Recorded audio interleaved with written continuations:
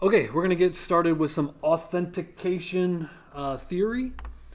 I think there's like 3 or 4 definitions of what is authentication, but to start the PowerPoint with that definition, and you can read it just as well as I can, but I will read it to you because why not? Authentication is the process of determining whether someone or something is in fact who or what it declares itself to be.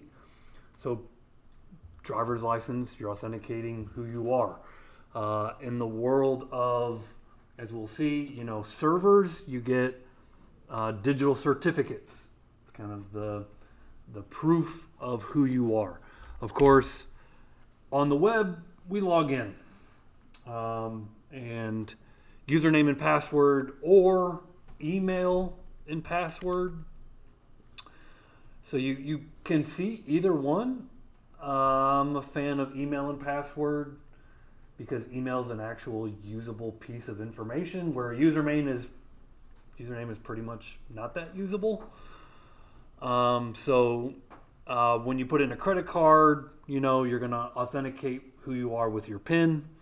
Nowadays, most credit cards or debit cards have the chips in them, provides an additional layer of security.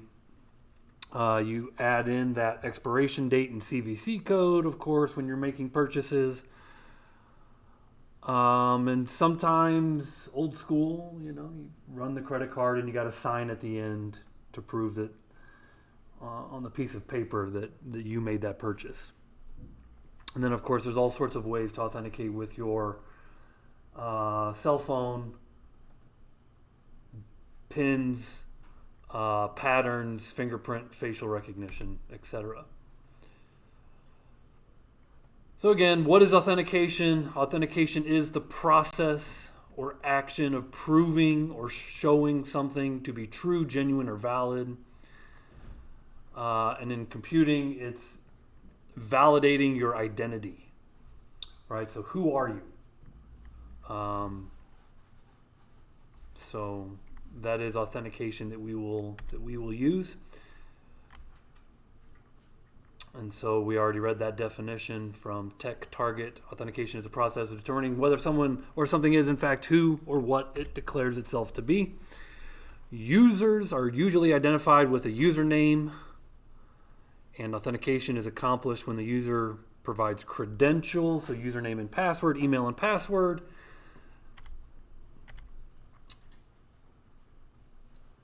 So you have 2 pieces of information individually, known as a credential. And so the individual pieces can take a lot of different forms. Each credential can be categorized into one of the following 5 areas. Knowledge, something you know. Possession, something you have. Inheritance is something that you are. Location is where you are. And behavior is how you act. And so some simple examples of all of those: knowledge factors, username and email, password, PIN, social security number, and your security questions. What's your mother's maiden name and where was she born? That's what you know. Something you know is a knowledge factor. Possession factor, I don't have these a ton. Maybe you guys have more experience with magnetic strips, obviously on the credit card, so sure. Smart card, security tokens, authentication apps. Okay, sure. I have to authenticate with an authenticator app. I use the Google Authenticator. What apps do you guys use? What other apps are out there for? Well, back in the day, World of Warcraft had like a little device that it would, whenever you log in, it would generate a number on there for you, and you have to type it in to authenticate your account. Oh, that you would actually buy the device from they, Blizzard? They send it to you for free since if you're already subscribed. No kidding. This was like back in like 2008. No kidding. That's neat. I use this one authentication app. I'm trying to find it. I can't find it. Yeah. ID Me Authenticator. ID Me Authenticator app. ID Me. Okay. Yeah. Haven't And heard. the Microsoft one. Microsoft has one as well. Yep. That makes sense. All the big providers would. I know a lot of times too, these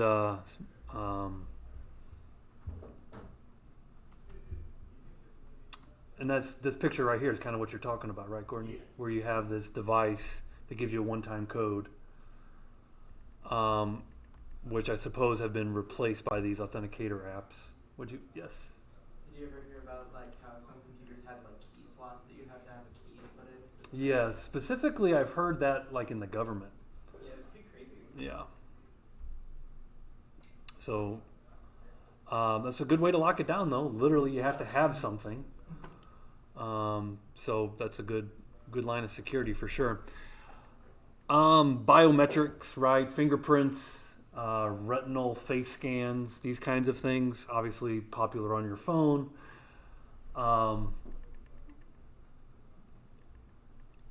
Interestingly enough, I had a student work on face unlock that wound up. The software wound up in the iPhone. That was kind of cool. Come to find out, I had no idea until he told me that story. It wasn't originally software for Apple, but Apple bought it, as they do, and integrated the technology. So again, something you are versus something you know versus something you possess. Where you are is another way. Is like, hey, and you've all seen this, right? If your credit card got stolen and now they're trying to buy gas in Argentina, right? They're going to say, hey, what's the likelihood that you're actually in Argentina? You know, that pretty quickly throws a red flag, right? So if you're trying to log in, you know, in another country, a lot of software, a lot of companies will throw that as a flag. Or straight up deny you, you know. And then behavior factors. This is pretty funny now in the day of AI. You know, artificial intelligence can a computer recognize, you know, what is a sidewalk? And nowadays they pretty well should be able to. I mean, the way it works is they can absolutely tell which ones are sidewalk. It's just the way the they clicking of it. select That's right. Yeah. That's right. That is a good point. So these are just different ways to authenticate. Mostly of which, again, we're just going to be focused with our websites with email and password. So not to spend too much time on that. That is the knowledge factor. One of the major reasons why I'm going to transition this class into working with a tool such as Better-Auth is because nowadays when you authenticate, like, I don't know many websites that don't have two-form authentication, right? I mean, you guys tell me how many websites don't have you with a two-factor. Not many, right? So historically in this class, username, password, you know, hash the password. We would make a cookie and put that cookie inside of a JSON web token. We built our own authentication system. And we got so far in doing that. Okay, but when it came time to verify the user's email address, okay, in other words, you're sending an email to verify that email address is a valid email. When it came time for logging in with Facebook, right? You needed to support something like OAuth. When you build your own authentication system, you can only take it so far. And then to take it further, don't get me wrong, you could reinvent that wheel. But at some point, it just becomes far more efficient to use a system that's built for that. Okay? So in this class, I've taught it many times. We built our own authentication system. It was good to a point, and I'd like to get us past that point. I'd like to have you guys building a more modern authentication system. One that can accept a Google credential, one that could accept a Facebook credential, one that could verify that the email address is in fact a valid email address, and you could verify, you know, the email, if you will. And so, two-factor, you know, sending text message codes to a cell phone. Okay, again, could you build that yourself? Yes. Would it take way more time than we have? Yes. So how can we quickly implement modern authentication? We're going to use a tool, and Better-Auth is one tool of many. There are many tools that do this. And in fact, this is a new tool. This isn't even necessarily the most popular. It's just one that's trendy, and this is one potential solution for you. I'm not even going to enforce that you have to use Better-Auth. I'm going to show you how to use Better-Auth. But here's another one, Passport.js. You want to implement Passport for your authentication? You can implement Passport for your authentication, right? Again, there are multiple solutions. I'm going to show you the potential solutions. You implement what you want to implement for authentication. So there you go. So we want to implement two-factor authentication, like email address and, oh, by the way, a verified cell phone number. We can do that. Okay. Anytime we're talking about authentication, it also makes sense to talk about cookies. Why does it make sense to talk about cookies? Because by its nature, the protocol of the internet, HTTP, is referred to as stateless. Remember what stateless is? A client makes a request, the server responds with some information, and then they forget about one another. And so if a client authenticates to the server and validates that it's a valid, username and password, you need a way of maintaining that. Websites like Facebook, you essentially never log out of, right? Websites like your bank, more secure, you need to log out after 10 minutes of inactivity. So how long does a website remember you is very much on a case-by-case basis. The more sensitive the website, the more quickly they're going to log you out. And so HTTP by its nature is stateless. That's the way the internet works. However, if a user were to log in and all you had was HTTP, like basically the next time the user clicks on a different page and another round trip happens to that server, the server forgot who you are, and the server doesn't know that you're logged in. It doesn't know who you are anymore. Right? You would no longer be authenticated if all you had was HTTP. Okay? In other words, authentication systems could not exist without something like a cookie. Now remember what a cookie is. A cookie is just a text file. Yes? Is it when like you go on a website and they ask please approve all these cookies and stuff? Yeah. I thought cookies were just like trackers that like... A cookie itself is just a text file that can track information about you, including whether you've logged in or not. Okay, so it might store your name. It just depends on any information. A website, it's JavaScript, right? You use JavaScript to create cookies. I don't know that you got to that in your JavaScript course, but that's what it is. JavaScript can be used to save information about the end users, where they live, what their name is, any information they can gather about you, what their interests are, who they like, who they're in a relationship with. I mean, if you can gather that information and save it to a text file, that's what a cookie is. So a cookie, again, is a little bit of data stored on the client side. This is an important bullet. Cookies are automatically sent back to the server.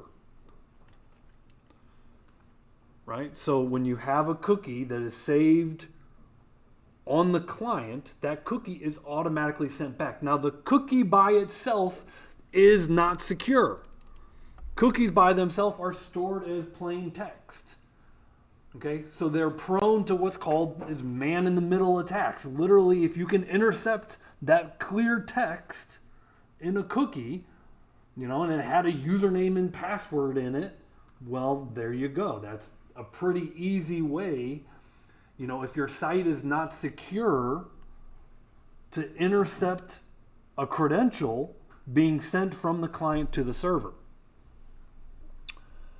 So all sorts of software can basically read a cookie and extract the information that it needs. Okay, so HTTP is stateless. Cookies make your application stateful, meaning information can persist. Each cookie knows the domain name that it works with. By default, they are not cross-domain, right? Cookies from your website are only shared with your website. Okay, you've probably heard of third-party cookies where you can actually sell, and share cookie information cross-domain. Okay, third-party cookies are generally considered not secure, and that's how information can really spread like wildfire, is third-party cookies. But generally speaking, cookies, like if you save a cookie from your website using JavaScript, it's only accessible to your domain. Cookies have an expiration date, right? Now, remember that websites, depending on their security needs, they will log you out after different durations. Okay, the cookie expires, you log out. The cookie expires, you log out. So every cookie has an expiration date. Depending on the needs of your website, you can make that expire in some theoretical like 365 days from now. Of course, if you're Facebook, you never want the user to log out. You want those usage statistics so that it looks like people are using Facebook, right? Therefore, you can sell more ads because you've got billions of users because they never log out. The daily active users, right? The DAOs. You give a cookie a name and a value, okay? So in JavaScript, you can create, with vanilla JavaScript, you can create cookies. You can create cookies with Express, and I've given some example, real easy way to create a cookie in Express. Response object.cookie, the name of the cookie is theme, and the value that it holds is dark. So just showing a real easy way to create a cookie with Express. And you can see you can pass some optional parameters in here, such as when does the cookie expire with a max age and secure. That's an important one because we do want to secure our cookies. And so when you mark it as secure, remember cookies are plain text by default, and we want to secure them with that secure option. So, otherwise credentials could be going across in plain text. And to remove a cookie.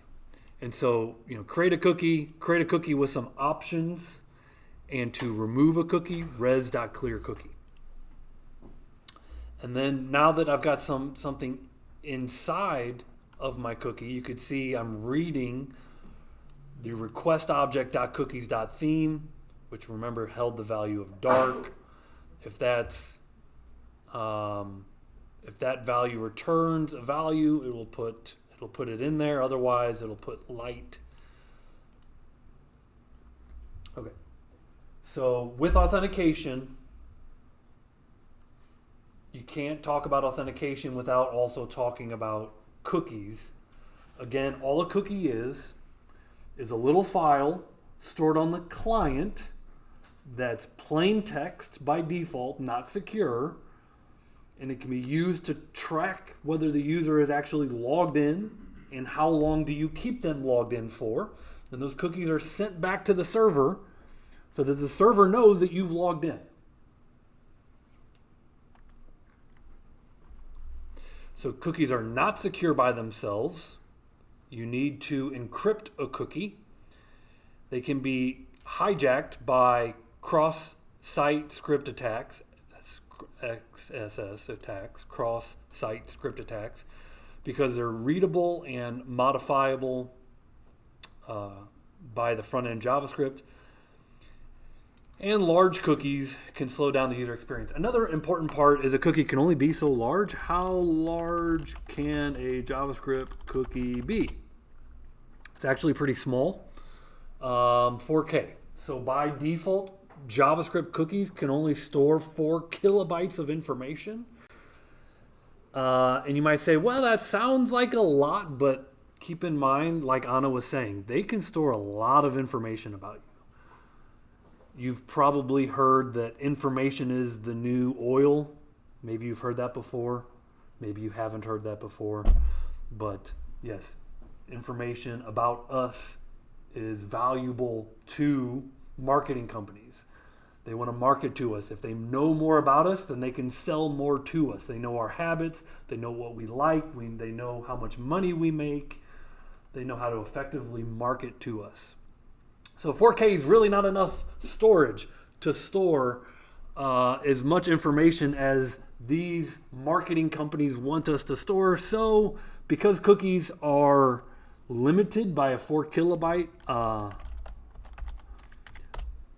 that's where somewhere, that's funny that local storage defaults to a storage unit location. Local storage came out, I'm just going to say like 2015, 2016, 2017. Local storage was a way of storing information about you on the client side, but it didn't have the 4 kilobyte upside or downside of only storing 4K. So kind of another version of a cookie, if you will, that doesn't have the same limitations is this concept of local storage. And I think you guys have used a little bit of local storage in the HTML CSS class. Okay, so if we kind of like walk this through, like we need emails and passwords, and we want emails and passwords with Google and Facebook and two-factor and all these accounts. So we're not going to make our own email and password. We're going to use another system. Okay, and this other system will use cookies. Cookies go hand in hand with authentication systems. Okay, but we learned that cookies by themselves aren't considered secure, so we need to figure out a little bit of encryption. And when it comes to encryption, encryption is just a process of taking something known and converting it into a secret message, if you will. And there's typically some sort of process to convert the letters. Some of the earliest forms of encryption, right, just take the letter A and shift it 3 characters. So the letter A doesn't look like the letter A, it looks like a letter D, right? So you could take any word, and if you shift it 3 characters over, it doesn't look like that word anymore. And you've encrypted. And the algorithm is just adding 3 characters to it in sequence down the alphabet. Of course, if you get down to the letter Z, then Z kind of wraps back and would look like a C or whatever it may be. So encryption is taking something in clear text and converting it into something that just on a glance, people can't understand. Okay, now the plain text, once you encrypt it, is called a ciphertext. In other words, that's the text that doesn't make sense to the human eye. Okay, and that +3 system that I described is simply called an algorithm. An algorithm is a series of steps to achieve a task. What is the task? The task is to make ciphertext. What is the algorithm? Add 3 to the character. And so that is encryption, and that is an encryption algorithm. Of course, my encryption algorithm was one of the first encryption algorithms that ever existed, and it was about very ineffective, right? It's not a secure encryption algorithm. It can be very easily hacked.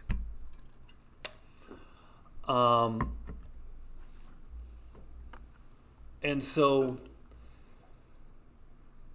to be an effective cipher, Okay, there is a variable as part of the algorithm. That's why it's not +3 every time. There's something that changes, right? You're not adding 3 every time. There is a variable as part of the algorithm, and that variable is called a key. And so that's where you often have this concept of keys that are used. Again, think of keys as variables as part of the algorithm. When an encrypted message is intercepted, the intruder has to guess the cipher as well as the variable that were used to encrypt the message. The time and difficulty of guessing this information is what makes encryption such a valuable security tool. Okay, so there's different kinds of encryption. Symmetric is when you use the same variable, the same key to encrypt and decrypt. Okay, that's not as secure as asymmetric. Asymmetric has one key that is used to encrypt and a separate key, a different key that is used to decrypt.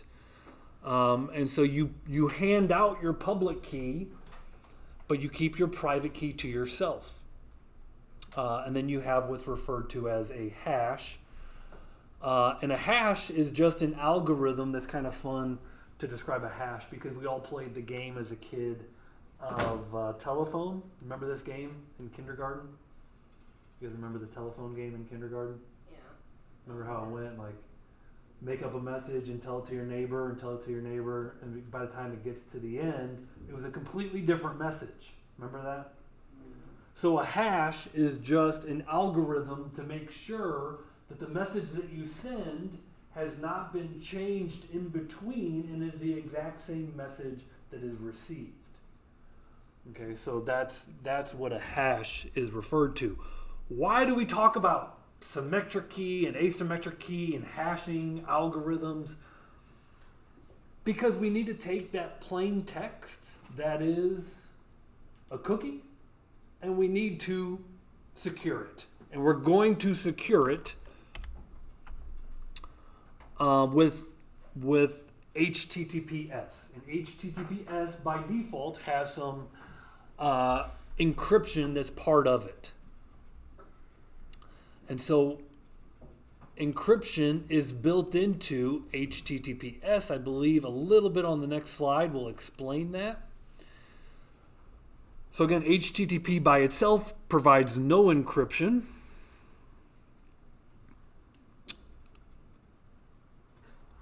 Whereas HTTPS wraps an HTTP connection with what's referred to as a secure sockets layer, SSL. That's where you get the combination of the S. Where does the S come from? It's the first letter in secure sockets layer, which provides encryption for HTTP connections. So essentially, secure sockets layer encompasses the HTTP connection. So it's a layer encapsulating HTTP. You probably know this, but you can verify in the browser whether a connection is HTTPS or HTTP. Something I'm implying here, but let me explicitly say, if you have a login system, it should take place over HTTPS. Okay, that's how you're going to encrypt your credentials so that people aren't susceptible to attack. How does a HTTP web server enable HTTPS secure sockets layer? Is you have to prove, your web server has to prove its identity. It proves its identity with what's called a certificate, a public certificate.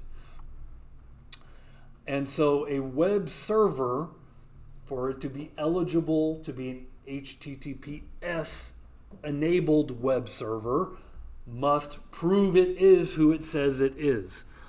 So there are certificate files which store your public and private keys, and make the public keys available to the client, and then the private certificate will contain both keys. So the client can have your public key. Once you have a digitally signed certificate, you can hand out your public key to the client. The client can then inspect it. And then the server holds on to its private key. So the first thing you do is in a negotiation is you're going to hand out, to enable HTTPS, there's just more communication. You hand out, before you even transmit any data, you're just going to set up an HTTPS connection. You're going to hand out your public key to the client before you ever start to exchange information. And so, it takes what's called a certificate authority to verify a web server is who it claims to be. So a certificate authority, typically you have to pay for that. And so this comes at a cost, which is always why it's kind of a challenge to get HTTPS in this class, because to get a digitally signed certificate, you have to pay a certificate authority for that. Thankfully, that's all handled by G-Cloud. We actually don't have to pay a certificate authority because G-Cloud has already handled this part of the transaction for us. So if you guys go to your apps right now and you look, they're HTTPS, right? So thankfully, we are transacting in HTTPS between our clients and servers already. It's just an important thing, I think, for you guys to recognize. We're going to do username and password. It's not secure by default. It should happen over HTTPS. And what we're doing is gonna make it secure? It's built in. Okay. It's built in. If I can kind of go to my Cloud Console, and then just to show you all these URLs, if you were to look at your own, you would see it's HTTPS.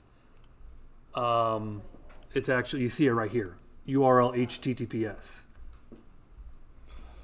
Even though you don't see it here. Oh, there it is. I'm sorry. There it is. Okay. So there's your theory. Username, password, cookies, HTTPS, and that's what we're doing going forward. So what I want to do next, after a short break, we'll take 10 minutes. I'm going to code an authentication system with Better-Auth. I'm going to show you guys how to implement Better-Auth with the MERN stack. Okay? So I got 1:14. Let's take an 11-minute break. I'll see you back at 1:25, please. And I'm going to do a code demo.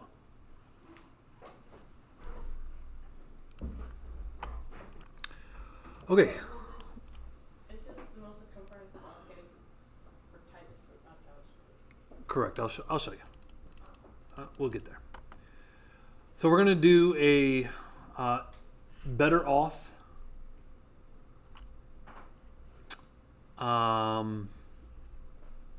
getting started in the MERN stack. And so we're going to take basically very similar to what we've been doing so far and bring in Better-Auth. Now, to be clear, you guys have kind of already started the process of making your own users and hashing their passwords with bcrypt. We're not using that anymore. Like we're scrapping that, which is fine. You learned how to do that, and now we're learning something better, right? It's kind of like in the early days. Remember how at first we just put everything in an array? Remember that? The first lab, we put everything in an array. And now we put everything in a database. It's just stepping stones. So, again, to kind of hit on this, framework agnostic. So we'll be working with React. So all this MERN stack, it supports Express, it supports React, Node, all that stuff. We are going to do email and password authentication, but it's the docs, not too hard to bring in other providers. These OAuth providers, that's your Facebook, your Google. When you hear OAuth, you're just thinking open authentication. Authentication from other websites. GitHub, Google, Discord, Twitter. Okay. Let me pause real quick. So we're going to do email and password authentication. We're going to store our users in Mongo. OAuth. Two-factor authentication with a few lines of code. That's awesome, right? Get a text message or whatever that is. More features with plugins. Okay. So let's go to the docs. Better-Auth is a framework agnostic authentication and authorization, right? So we're doing both for TypeScript, which again, I said we'll be bringing TypeScript into this class as we go. We're going to be sprinkling it in. Provides a comprehensive set of features out of the box, including a plugin ecosystem that simplifies adding advanced functionalities, whether you need two-factor passkeys. Passkeys is a relatively new feature built into Windows. I'm not super familiar with passkeys yet, but I know it's built into Windows and they're pushing for that. Enterprise features like single sign-on. I will tell you, you talk to different people who work at different companies, and they get irritated because they got this sign-on for this app, and they got this sign-on for that app, and you got this sign-on for this app. You might work for one hospital, and you got like 5 logins, and they're all changing their passwords, and they're all got complexity requirements, and it drives them nuts, right? So this concept of a single sign-on for all the apps that you use is popular in corporate America. Is that stuff kind of like Dashlane? I have not heard of Dashlane. Maybe? It's like a password manager for all your accounts. It like generates one key that you use for. Okay. Sounds like it. Dashlane. I need to look into that. Dashlane. Is this right? Yeah. Interesting. So you just have your master password and it keeps track of the rest, kind of so deal. My friend, he uses it for all their stuff, and they have had no issues with it. It's been a huge. I mean, as far as a password manager goes, if this is just another password manager, password manager still maintains the other passwords for the other. So I don't know. Single sign-on. Yeah, maybe it is. Because obviously, Google Chrome has its own password manager. There's LastPass. So there's other tools.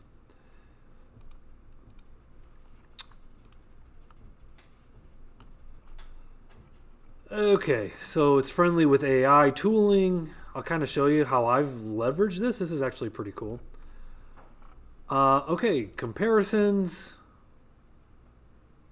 This is their selling features. Installation. npm install Better-Auth. Let's go. Let's make a new folder. This is not something you need to Better-Auth. This is not something you need to code along with. I'm going to do this essentially twice. I'm going to do this today. I'm going to do it again tomorrow. I'm not perfect. I will make mistakes, but we'll get through it. I've already done it twice, so this will be my 3rd time through on this rodeo.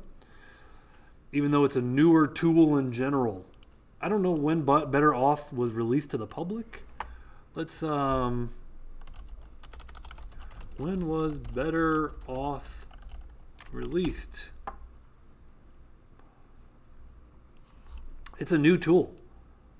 March 1st, 2025. Better-Auth is a new tool. There are other tools for doing this. This is a brand new one. Here's Better-Auth. Let's open it up with VS Code. Drag it over here. Open up a terminal window.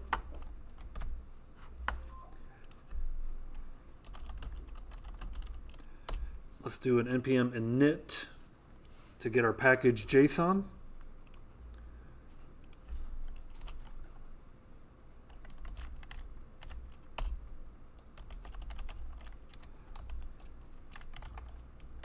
Type of module, let me zoom in so you can see this a little better. Adjust my windows.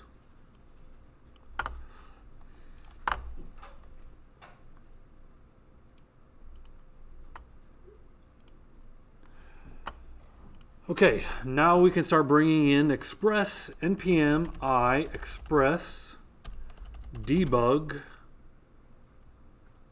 MongoDB driver. I'm going to try and make this minimal, and Better-Auth. Close your package JSON when you do that. So of course here, it's just npm install Better-Auth on the back end, but I got to get everything else set up too.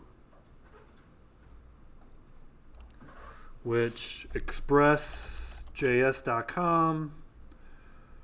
We'll go to the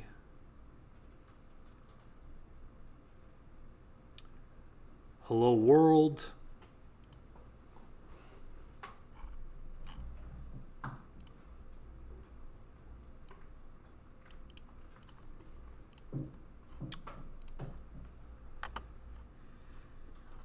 Okay, back in my package JSON, I'm going to have my start script, which is just node index.js. I'm going to have my dev script, which is node mon --env file .env index.js.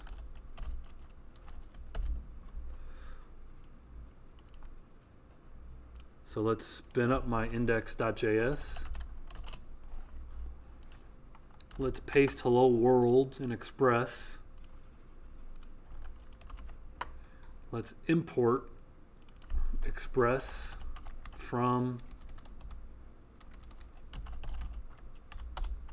Express, and I believe it needs to be double quotes.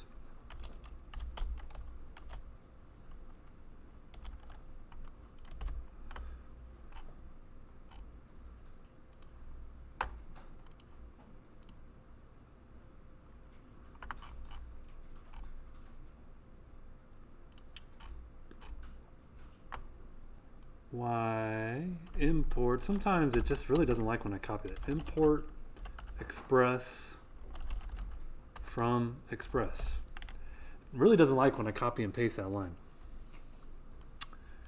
Let me spin up my .env file, and I'll start with a port, and I'm just going to do 8081.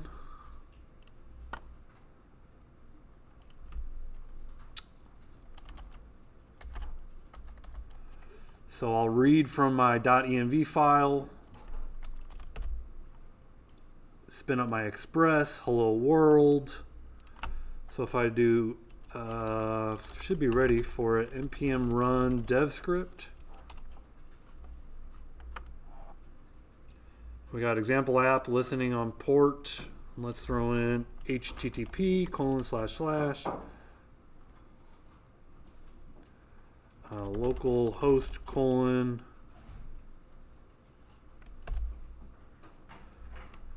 control click that, and we get hello world in response. We got Express spun up on 8081. And right away says, hey, in our .env we need a Better-Auth secret. This is a random value used by the library for encryption and generating hashes. You can generate one using the button below. So I click the generate, and it gave me that string. And I can go back into my .env file. And, you know, since this is just for demo purposes, this really isn't that secret of a string. Can we generate our, Yeah, you generate your own. Yep. can we like create our own, or does it have to be like one of the approved ones? You can create your own. Okay. Yep. And then it says set the base URL. And so this is localhost 8081. So the base URL of my app is 8081.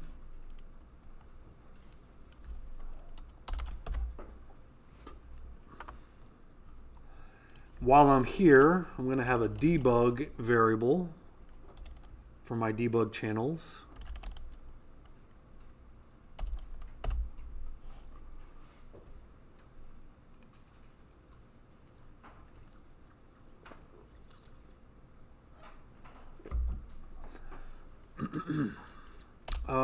I know that I'm going to have a Mongo connection string.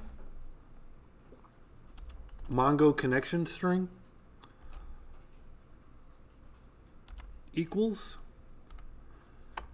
Now, Is it the same as our one? it's the same one.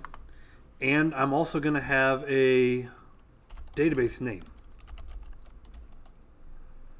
And so I'm going to call my database Better-Auth, capital B, capital A. And I'm going to paste my connection string in off of the recording. But I do need to create my Better-Auth database. I'll call it Better-Auth demo.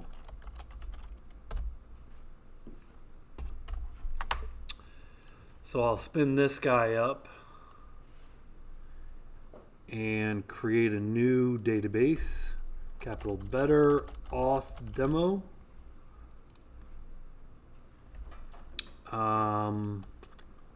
Collection name stuff.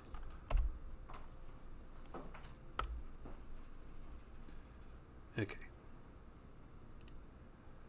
Better-Auth demo. So I've got the database, I've got the collection. There's really nothing inside of the collection. I'm just going to delete it. But capital B A D, capital Better-Auth demo. And then, like I said, I'm going to copy and paste my connection string off of screen. And then close that. Okay. Clear the screen. And boot it back up. Everything's booting.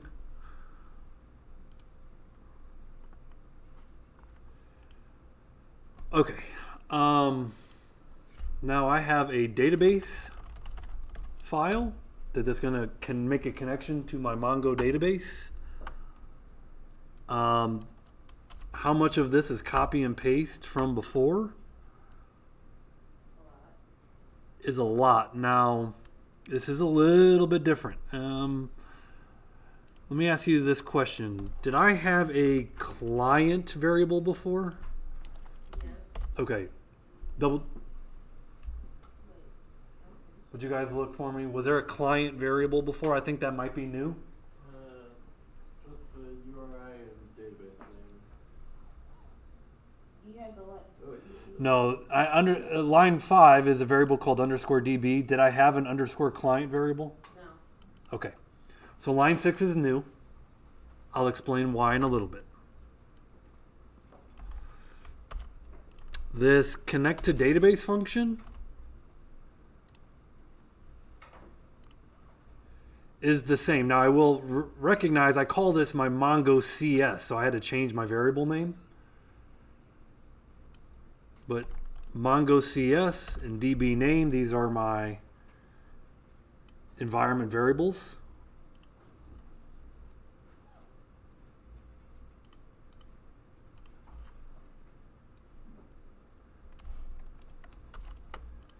This ping method is just the same.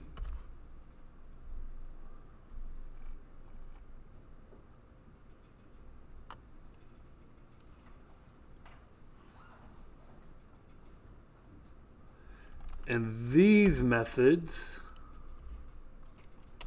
let me just call ping.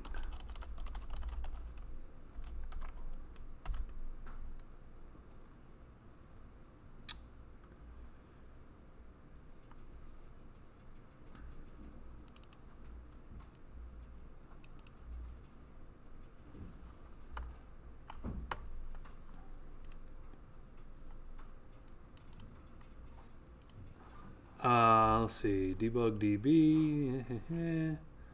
Let me continue to flesh this out. So these variables, underscore DB, notice that's your database variable. And client is assigned right here. There's a new method I added to export the client. So get client. I don't need to export connect to database. Export get client, which simply returns this variable underscore client. And another method to return to get the database. Connect to database returns underscore DB.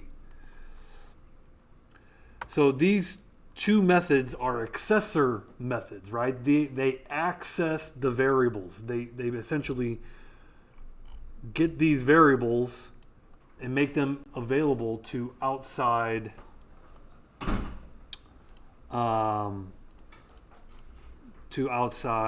modules.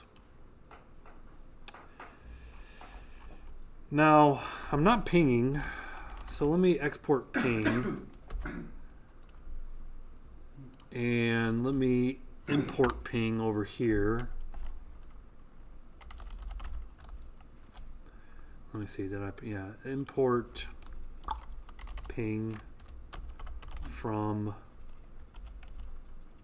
database.js. Let's just call ping. Okay, so now we are seeing that I'm pinging. I just wanted to make sure that this database was connecting okay. And because I'm calling it twice, it's doing that twice. Okay, so I don't really need that there. I always like to test it. So there we have it. Now I don't need that. And let me get rid of it there. Okay, so far there's really not a ton that's new other than to say I've got a couple of methods that'll access those fields for the database. Get client method and get database method. Okay, so Better-Auth demo, and back to here. So now I've got Express set up and I kind of have my connection to my Mongo database set up. And now we're ready to create a Better-Auth instance. Create a file named auth. And this is TypeScript. I'm just replacing it with JavaScript.js. In one of these locations. So in the project root, lib folder, or utils folder. For the sake of this, I'm just going to do it in the project root. This is auth.js. So back over here. New file. Auth.js.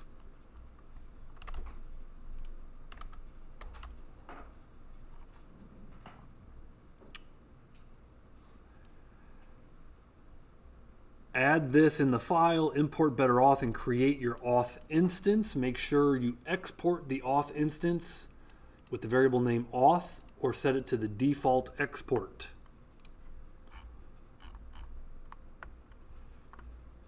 So let's copy this,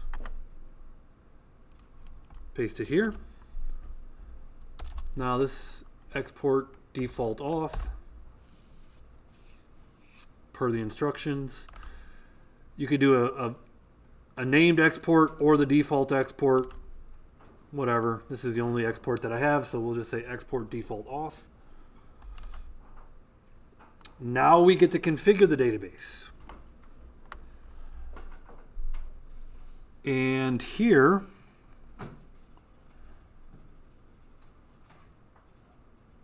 is where we're going to use a couple of these methods. Now, this is where the docs fall off, right? So the docs don't exactly, here's MongoDB. Here, MongoDB adapter, client.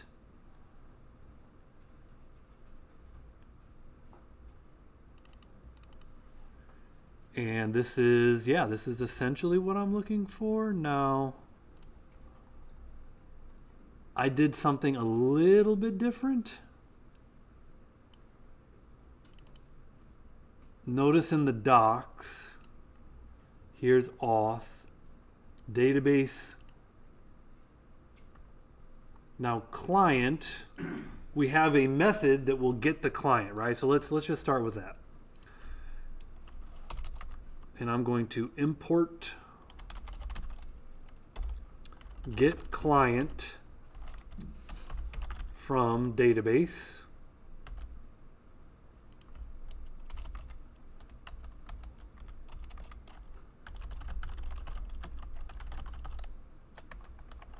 And then we call that method. And there's client. So now we have our database client.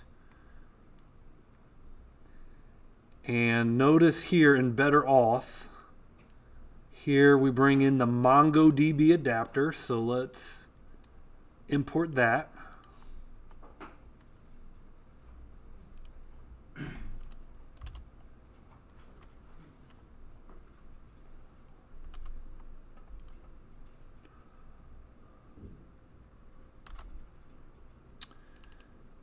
Now inside of Better-Auth,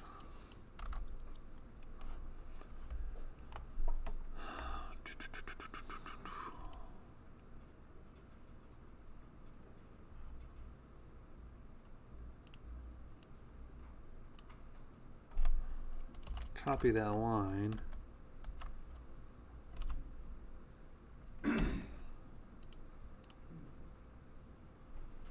Okay, so database. So we're basically, as you can imagine, what's happening here is we're wiring up Better-Auth to work with our Mongo database.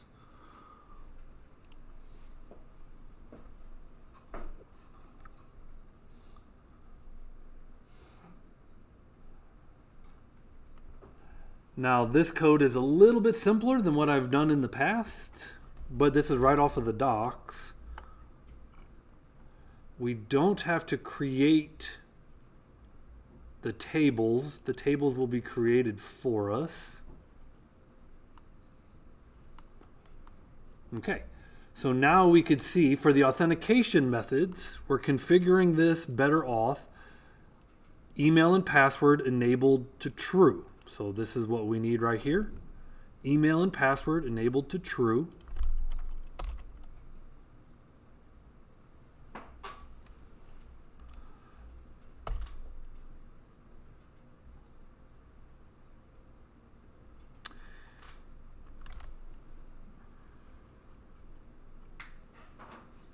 I'm just trying to get the basics down here. Now you could see, social providers, you can get an idea of how to bring those in once we're ready for that. It tells you passkey and all sorts of other things. Okay. Now it says to handle API requests, you need to set up a route handler on your server. So what we need is some endpoints. We don't have any Express endpoints right now. So if I click on Express, this is on our server. It shows us how to wire up some endpoints on Express. And basically you can see here, we're going to import these two things. I need to explain this line a little bit. It's kind of interesting. It's a weird one. But this is how we configure our Express app to use some endpoints that are built into Express-Auth. Okay, so basically we configured this auth variable to use email and password, and now we need to configure our server to use Better-Auth. And so let's import these two here.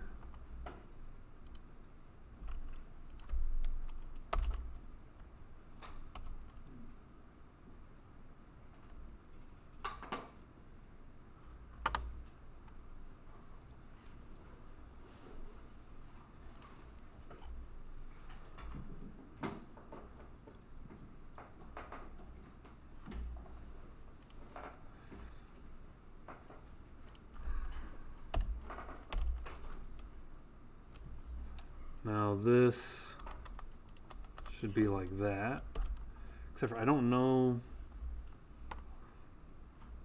Yes.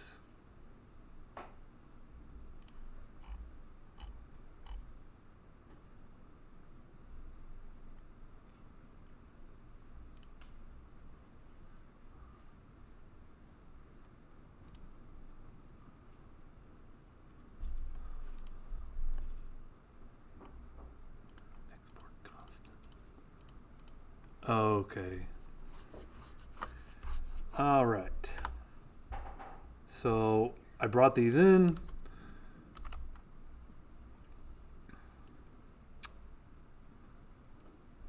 This line uses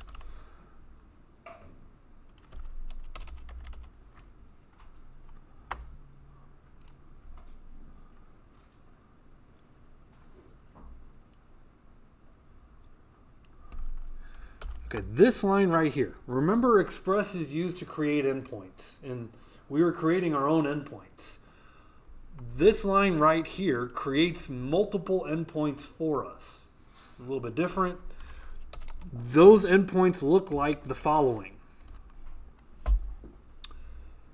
So API/auth sign in email to log in, registration if we're posting. These are all posts, right? Post. The first two are post.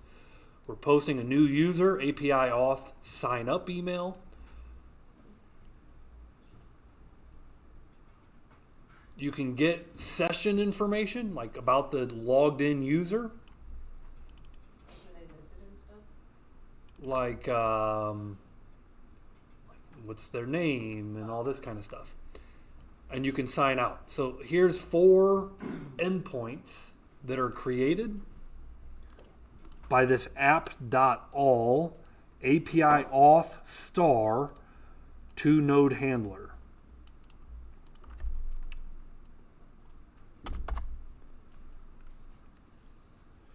So let's reboot and see. Okay.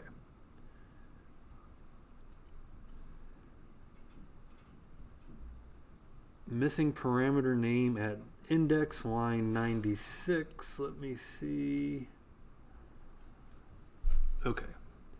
So, interestingly enough, this is not actually the line that I had.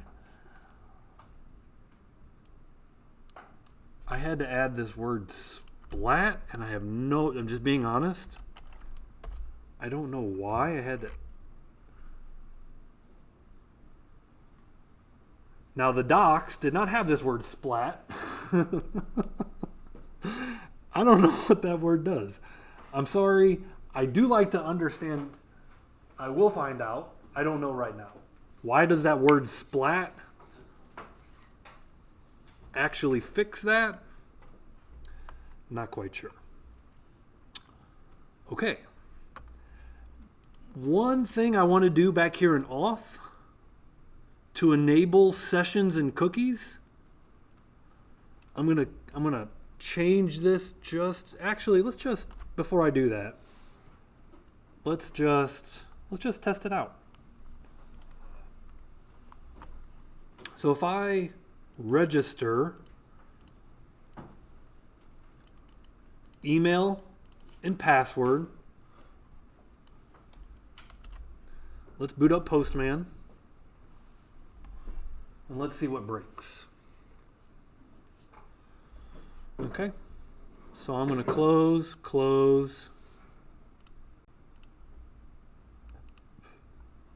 And I'm just going to spin up a random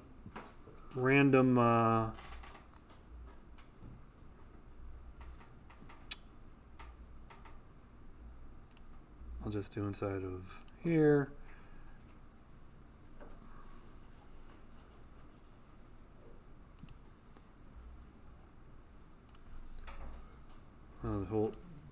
There we go. What, Postman is down? AWS is down, now Postman is down? What is happening?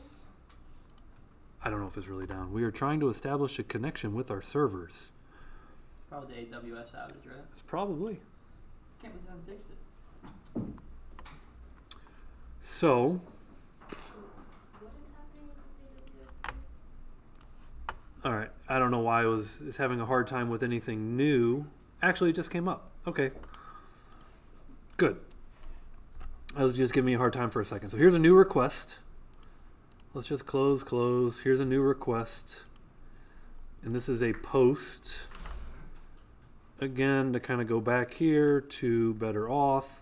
We are posting to localhost 8081. So let's start with that. Localhost 8081 slash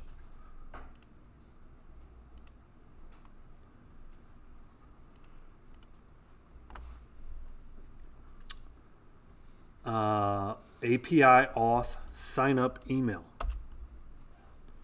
So if I go back up here, slash API slash auth sign up email. This is a post request. And this is an email. This is a password.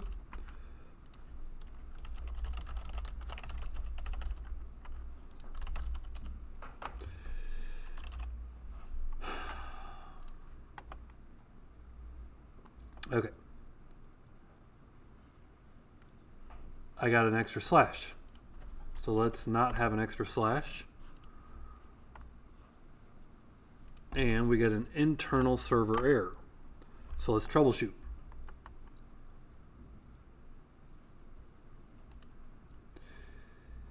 DB2 collection is not a function.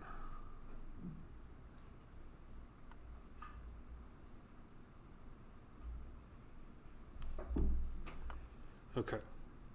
So I did notice again a little bit of variance from the docs from where I landed.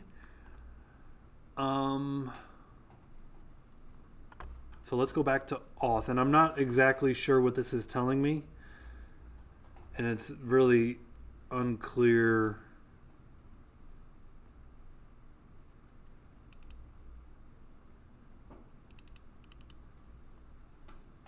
Really unclear. Error message. DB2 collection is not a function. It's not telling me much. So back in my auth.js, I also did this, which is somewhat different.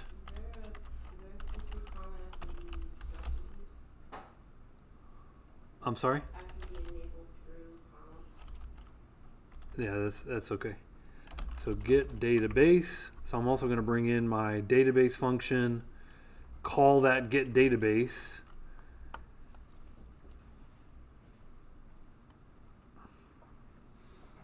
And then this MongoDB adapter, the first thing I pass in is DB. Then I pass in an object with the word client as such.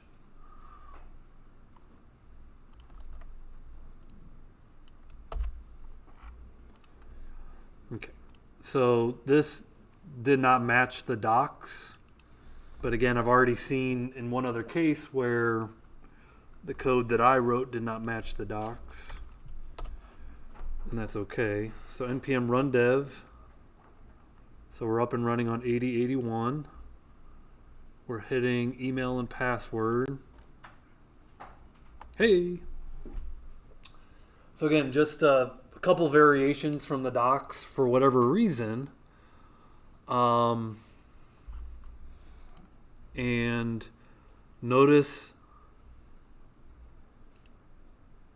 built in there is a cookie that is HTTP only. It expires in 1 week.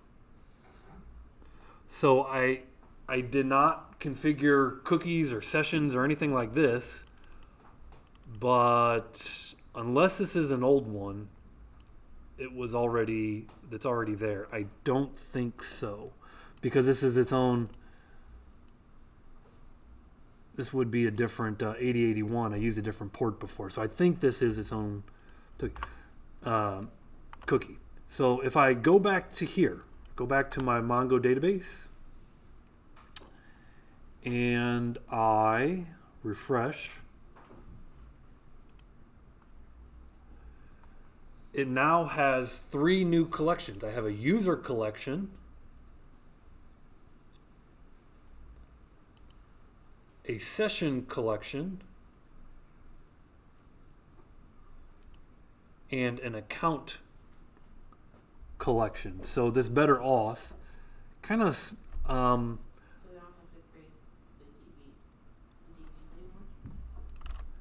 Go to MongoDB and create it. you didn't have to create the collections for these. Yeah. So the question is, like, you didn't have to create that collection, and the answer is no, because Better-Auth handled that for you.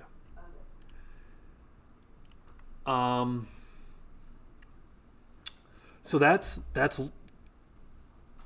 registration. Let's post to log out. API auth sign out.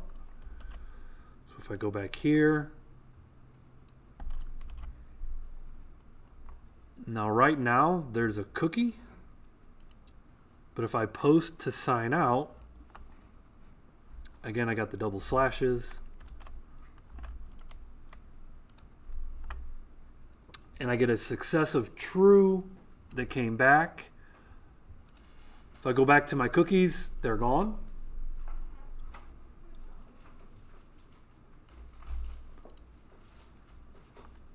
Awesome. Now, I want to say that there is a password requirement of 9 characters. Let's hit that again. Oh, I'm trying to sign out again. Whoops. So now I'm going back to my sign up. If I hit my sign up again, built in, remember how you had to make your own logic to see if the user already existed? Obviously, user already exists. Use another email. So let's go ahead and say eagudmstead1@rankin.edu. Email verified as false. Let's go back to my Mongo database.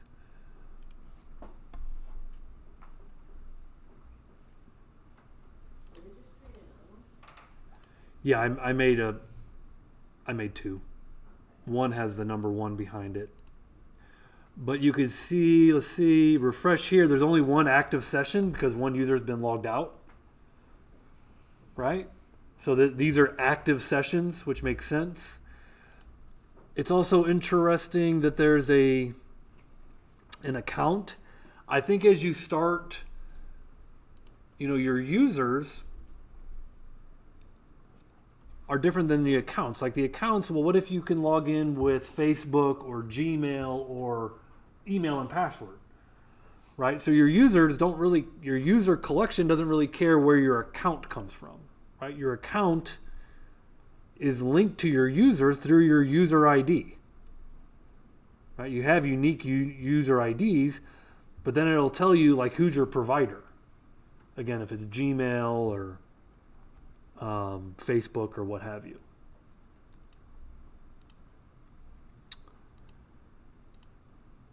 It's also interesting to see that the user agent is Postman. So I'm not sure. Maybe the user agent would tell you if it's Chrome or Firefox or maybe a Linux OS or a Windows OS. I'm not exactly sure. But that's kind of interesting. The next thing that you might be wondering is, but hey, Mr. G, our UML diagram, like our user accounts have a lot more information than just email and password, right? So then how do you handle that? And the answer to that is inside of Auth.js.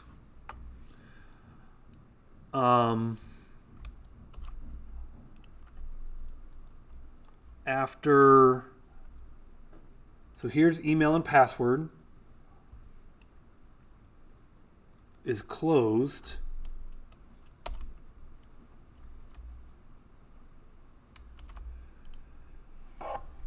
So if you want to change the cookie duration,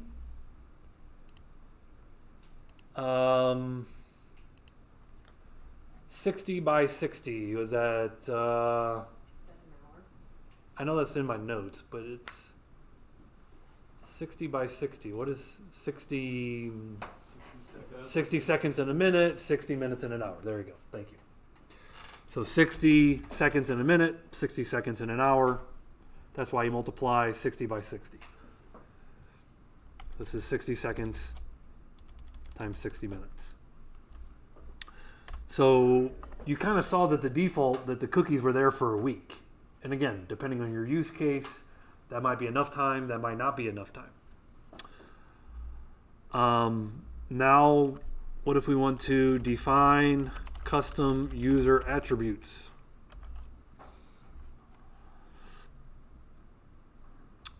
So in the user collection,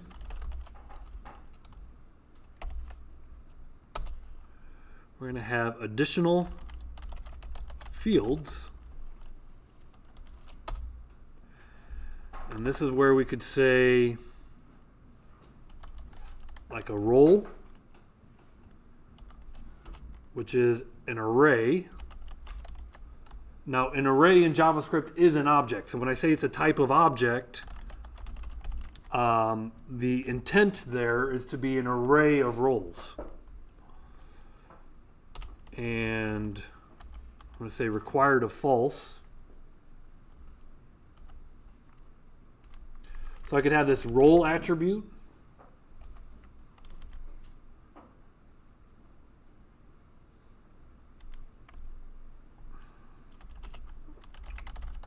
A profile.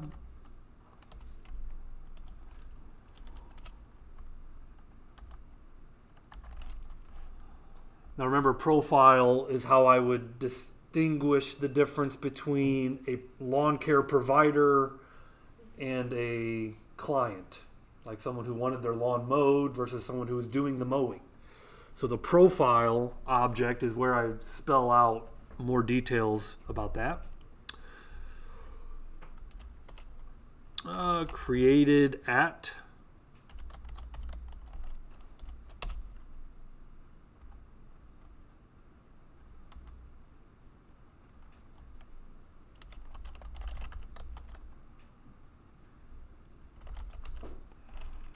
Okay, you kind of get the idea.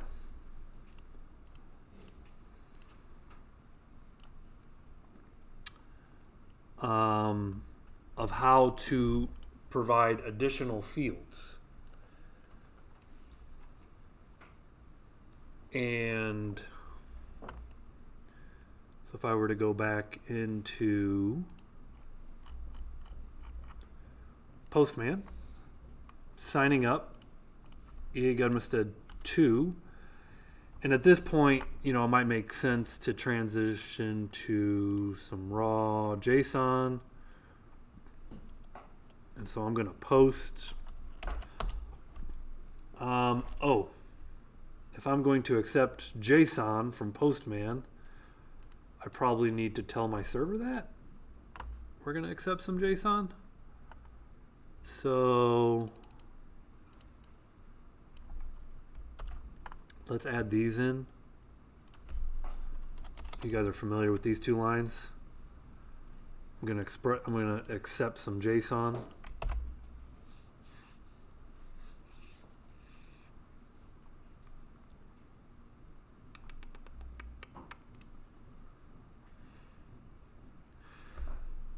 Okay, email, quotes, email.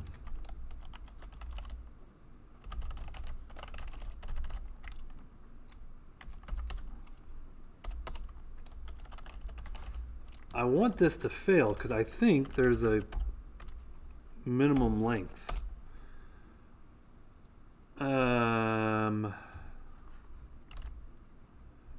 Back to auth. Let's say role.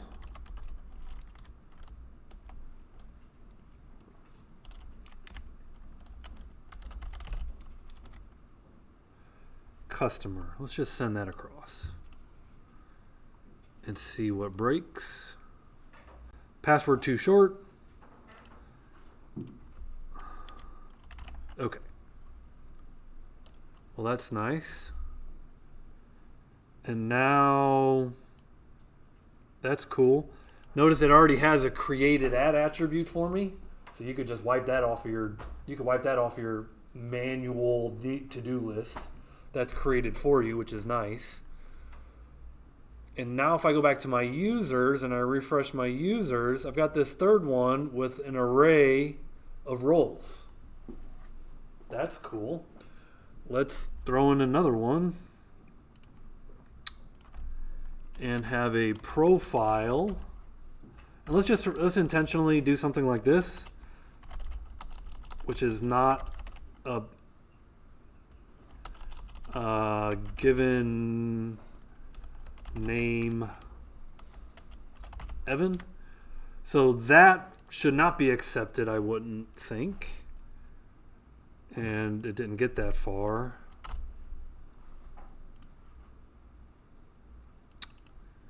Now that's unfortunate. I guess what that boils down to. Wait a second. So check it out. It didn't work. Profile 2 is not a valid in my schema. I got profile, but not profile 2. And because it's not valid in my schema, it allowed me to create the user, but notice that user does not have a profile 2. There's no profile at all. So you still use Joy to validate your data coming in, just the same. But now if I were to come back here and change this to profile, and then I were to say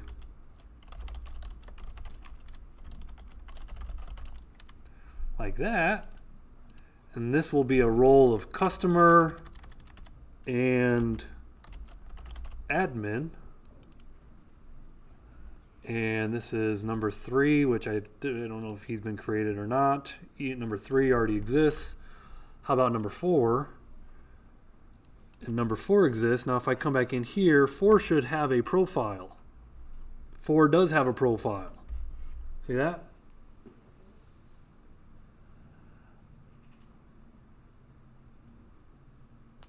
I think this is pretty cool.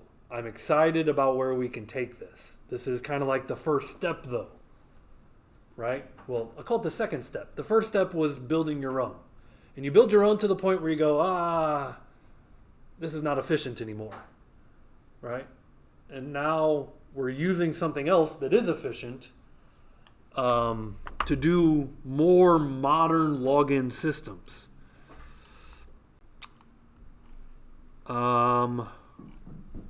That's it. Party. That's it. You're now ready to use Better-Auth.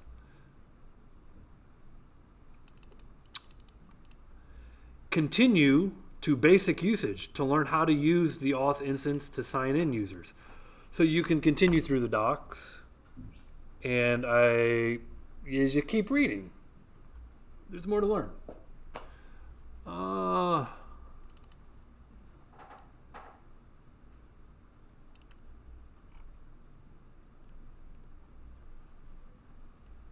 By default, the users are automatically signed in. That's what you want, by the way.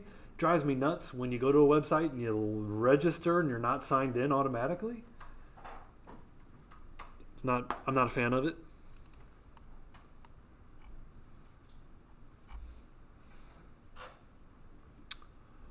Okay. Social sign-on.